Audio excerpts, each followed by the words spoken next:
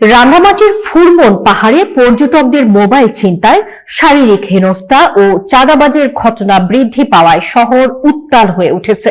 এ বিষয়ে শুক্রবার বিকেলে পার্বত্য চট্টগ্রাম ছাত্র পরিষদ রাঙ্গামাটি জেলা শাখার উদ্যোগে বিক্ষোভ মিছিল ও প্রতিবাদ সমাবেশ অনুষ্ঠিত হয়।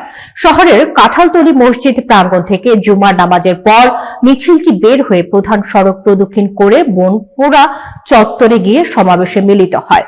পিসিসিপি রাঙ্গামাটি জেলা শাখার সাধারণ সম্পাদক মোহাম্মদ আলমগীর হোসেনের সভাপতিত্বে সমাবেশে প্রধান বক্তা হিসেবে বক্তব্য রাখেন কেন্দ্রীয় সাধারণ সম্পাদক ও রাঙ্গামাটি জেলা পরিষদের সদস্য মোহাম্মদ হাবিব আজম।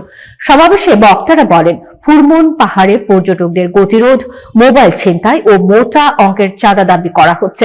নারী পর্যটকদের উপর অশোভন আচরণের মতো ঘটনা নিত্য নৈমিত্তিক হয়ে দাঁড়িয়েছে। এক পর্যটক সুমন জানান, ফুরমন পাহাড় থেকে পুরো রাঙ্গামাটি শহর দেখা যায়, কিন্তু অস্ত্রধারী সন্ত্রাসীদের অবাধ বিচরণ পর্যটকদের জন্য বিপজ্জনক। বক্তারা প্রশাসনের কাছে 3টি দাবি জানান: অবিলম্বে ফুরমন পাহাড় সহ সকল পর্যটন কেন্দ্রকে সন্ত্রাসমুক্ত করা, অবৈধ অস্ত্র উদ্ধারে নিয়মিত ও বিশেষ যৌথ অভিযান পরিচালনা এবং পর্যটকদের নিরাপত্তা নিশ্চিত করতে জিরো টলারেন্স নীতি গ্রহণ করা। নেতৃবৃন্দ হুঁশিয়ারি দিয়েছেন, যদি সন্ত্রাস নির্মূল না হয় পাহাড়ের পর্যটন খাত ধসে পড়বে এবং স্থানীয় অর্থনীতিতে দীর্ঘমেয়াদী নেতিবাচক প্রভাব পড়বে। সমাবেশে পিসিসিপি, পিসিএনপি, যুব পরিষদ, অটোরিকশা চালক ও ফার্নিচার ব্যবসায়ী